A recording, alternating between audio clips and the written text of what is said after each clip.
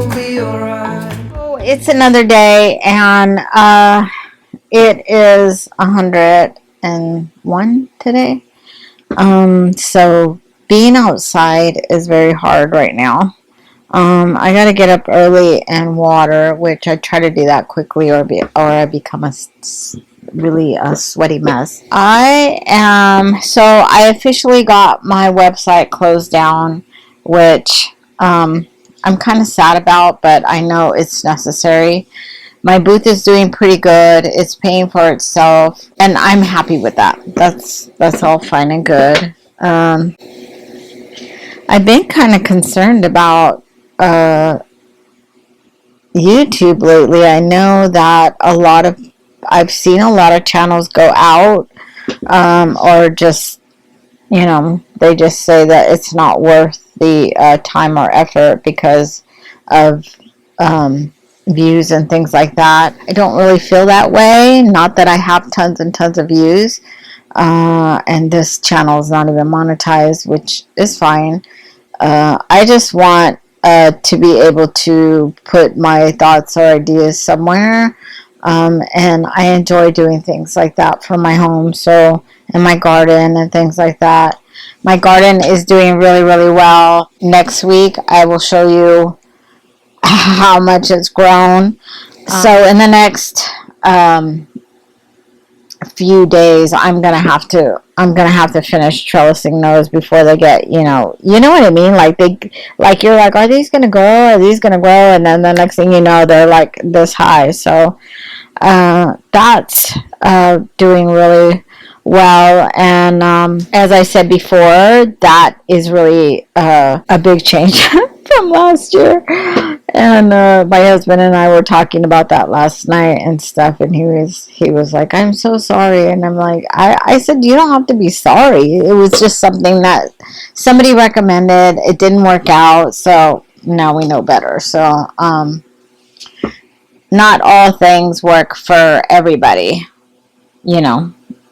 that's kind of just the world we live in. So I'm currently trying to get ready for this coming Saturday. Not tomorrow, but the following Saturday. We'll be having the Father's Day gathering here. So just been trying to get things cleaned up and cleaned out. There's some moves that I want to make with furniture and things like that. I did get some really pretty end tables off of Facebook Marketplace, and I will show those to you next week when I move the living room around. I'm kind of thinking about food.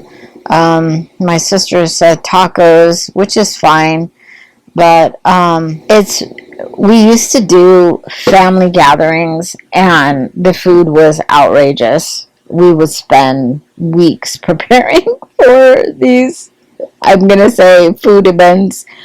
And it's really hard because in my family, that's like our love language is like, let me feed you, let me make something for you, let me set out this abundance of food that no one will ever finish, but we'll give it a go.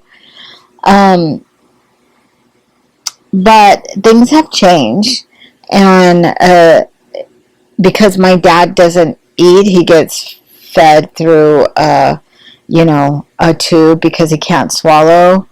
It has really changed the whole dynamics of our gatherings and stuff. So we just don't. My dad was one of those that he loved to eat and stuff and have certain things, and he's not able to do that anymore. And so we don't like to eat around him really, or if we do, we kind of try to go off to another room to set up food or eat or whatever. And so it's just hard to find the motivation to make all these things and lay it out on the table and all of these things when somebody is sitting there and they can't partake in that. So it's just really hard to get excited about that kind of stuff anymore. My nieces are out of school for summer. My goddaughter, she just had her 7th birthday. and she has just tried out for cheer again this year. And this year they want her on 2 teams with her age group and with the older girls, a little bit older girls, which is exciting. So we had to have that whole talk with her about commitment and hard work and all of that kind of stuff. And she's like, she wants to do it. So she's super excited and she loves it. So that's a good thing about it. So and then my other niece, she's starting volleyball this coming week, which is exciting because she's really good at that too. She's like 12 and literally like probably this much taller than me. She's already past like 5'3", 5'4", maybe. Tall and lanky and gorgeous. So we have that going on. My other sister, my youngest sister, well, they're all younger than me except for one, but the youngest sister, I guess I want to say, we're already planning our like in the summer, fall, vintage, antique, fall festival type of doings, and stuff, because they're advertising for that a lot on Instagram. So I've been a homeowner a couple of times. This is the first house that I've had that has had like a soft water system, and my husband and I, we were like, itching, and our clothes didn't seem, and then our water pressure was going down and things were happening, and our water turned like a gray color, not all the time, but sometimes it would happen. And then one morning I got up early in the morning and I heard the soft water system going, because it's on a timer where it does itself. And then later on that morning, I noticed something. That's when the water started doing that again. And so I told my husband, I said, maybe it's the soft water, because last fall they came and literally like replaced all of the lines, the water lines. They dug up our street. We're in a cul-de-sac.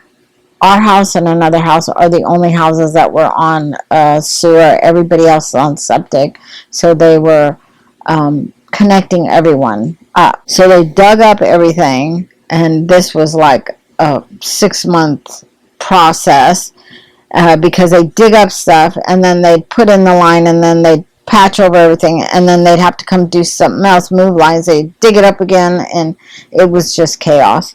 So there was times where I couldn't get out of my house because they had, I'm like at the very end of the cul-de-sac, and that's where everything was happening.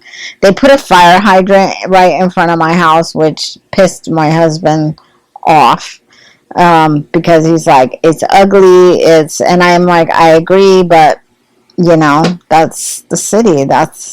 They say that's what they're going to do. What can you do? So,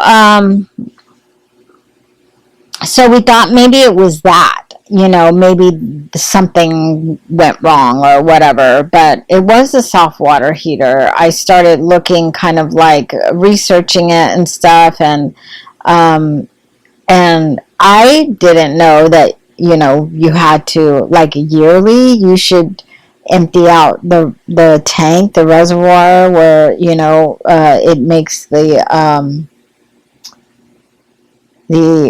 have a certain name for it, like the brine. They call it the brine holder or something. So anybody watching this, just know, if you have a soft water system, you should be cleaning that out yearly, or even every 6 months.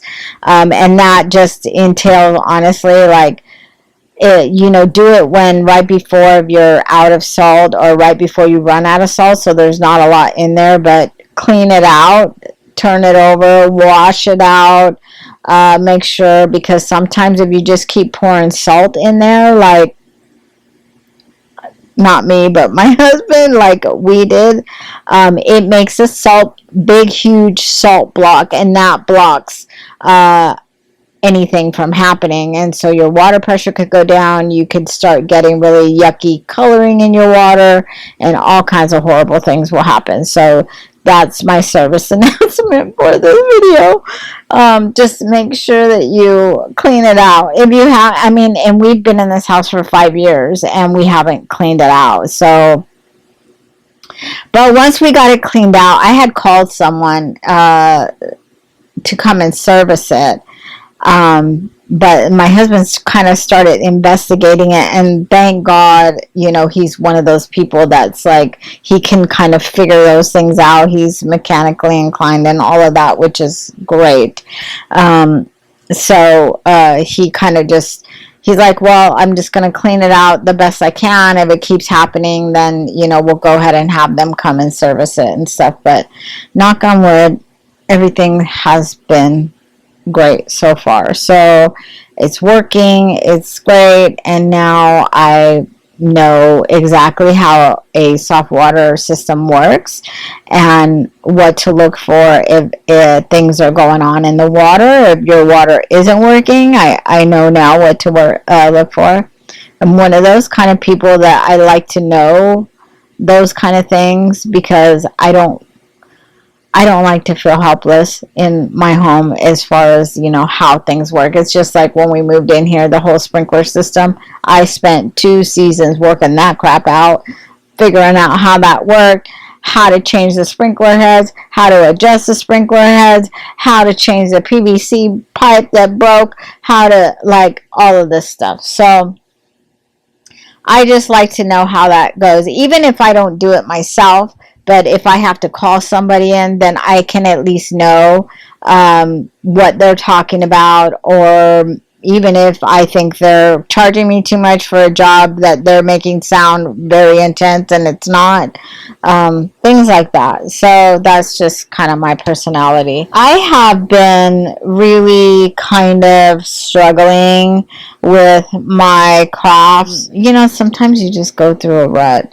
And right now, that's kind of how I feel. And I don't know if it's, sometimes I get like that during the summer, but I don't know if that's just because my mind is kind of like being outside, you know, trying to get things done out there early on in the day. And then by the time I get back in, I'm exhausted. So, I don't like the house in the summertime, only because when you turn your air conditioning on, my husband's one of those where all the, you know, blinds come down, everything comes down, then we're all walking around in the dark.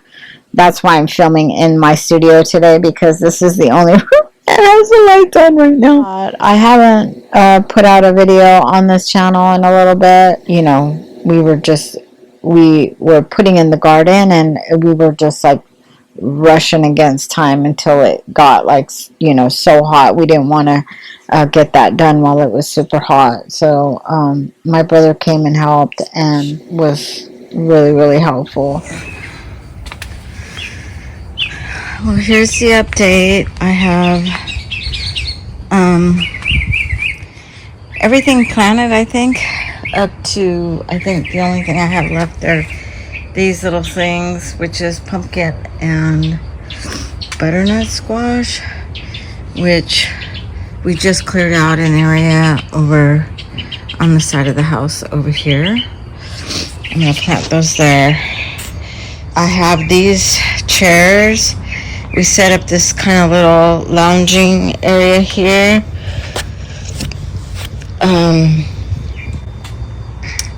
I got these chairs off Facebook Marketplace. I paid $70 for the set, and I think they sell them off of Home Depot and some other things, but they're like $300 a chair. And then I paid, geez, what's going on with all the dirt? I paid $25 for the cushions at Home Goods. So I also got these really beautiful planters. I think I'm going to plant some orchids in them. I'm not gonna paint them or do anything to them. They look gorgeous as is. I got these cushions right here, and they were 19. They're indoor outdoor cushions, but they were 19.99 for the set. And I am going to put those in my cute little set that I got. So I bought the yellow planters off Amazon a couple of I don't think it was last year. It was the year before that, off of Amazon. And then I found the cute little set that matches the planters really great. And I had the umbrella already. And I got that off of Facebook Marketplace for $90 or $80. I can't remember. And then the archway here, we moved. We had two. We just moved one over there.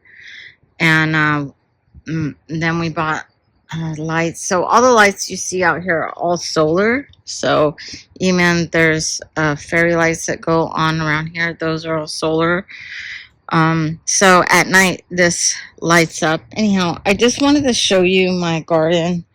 I planted mostly tomatoes this year, with a bit of other things, but mostly tomatoes. So I started all of these from seeds, and they are just going nuts. So, I mean, from one day to the next, it's just ridiculous how quick they're growing. And they all look so healthy. I will be honest, last year, my husband tried to save some money and got a referral for this dirt and mulch or whatever, and it must have had like no nutrients or anything in it because nothing grew. Like, I planted so much stuff and I had like nearly nothing. The only thing that I got last year was some tomatoes, if I was lucky, like the little yellow pear tomatoes, and some basil, but nothing else grew. Like, even my plants, my flowers, like nothing did well at all. This year, I hesitated to plant anything because I was just so discouraged. I thought it was something that I had done. And this soil that we use is a combination of like an organic, it's called frog something, farm frog or frog farm, or and some Miracle Grow, and it's a combination of the two, and that has made all the difference in the world. As soon as I planted the seeds, everything sprouted. Last year, like, I lost a lot of things that never sprouted because the dirt was, there was nothing. And so this right here is like a bee mix, and you could see the little sprouts coming out. So that's that. These are, I don't know if that is a dahlia. I just found that and planted it, so now it's coming out. I lost a couple of things in here because there was a cat that wanted to have his day with that. This is just some sunflowers, and this is an experiment here, but this is basically just a bunch of greens, lettuces, and things that we don't really eat, but I had those seeds left over. So I just sprinkled them all there, and this actually is a box for supplemental feeding for the chickens. So I was just kind of experimenting on with this to see how it was going to go, and it's doing great. So once it gets bigger, I can unnet it and then, come out and pick what I need for the chickens, just to kind of give them some extra stuff. This is acorn squash. These are zucchini. These are some tomato plants that I actually bought, already started, just to kind of get us, because I started my plants so late and I didn't know if they were going to do well. So there's a couple of bell peppers and zucchini in yellow. Bottleneck squash is also an experiment. These were my jalapeno plants from last year that, again, did not really grow. They produced some jalapenos, but literally it wasn't until like November, December, and it was just, and I didn't even know until one day I came out here just to kind of look, and I saw peppers were on the plant. I just had thought that they weren't going to do anything. So I had heard that you could cut them down and leave them, and then just, so we tried that. We put some fresh dirt in there and all of that, and then I just cut them down, and look at, they're sprouting. I put these little streamers out, and that's why I have the pinwheels there, because I was losing stuff here and there because the birds were coming and plucking them out. So that's why you see all of the little hanging things and the pinwheels to kind of keep them at bay.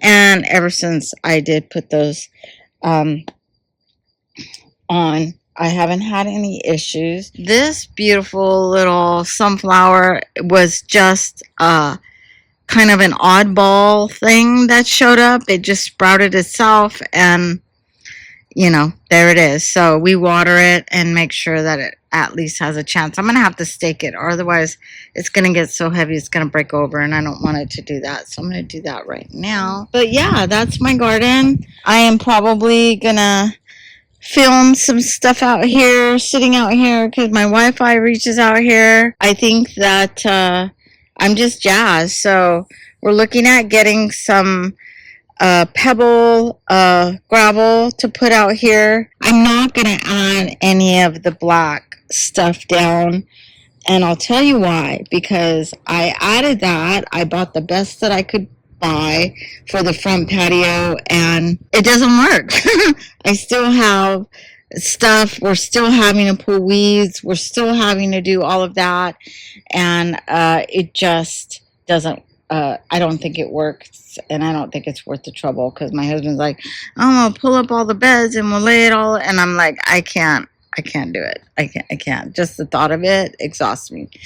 So I had to do a major trimming on my rose bushes up front, and that was pretty major.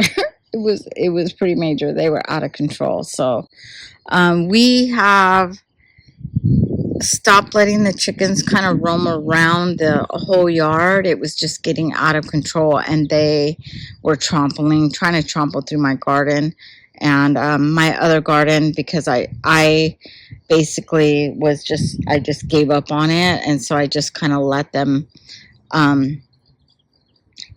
dig through it and make dirt baths out of it, and so that was something that I should never have let them do, because now they think that it's okay. So like anything, chickens will learn what you let them do.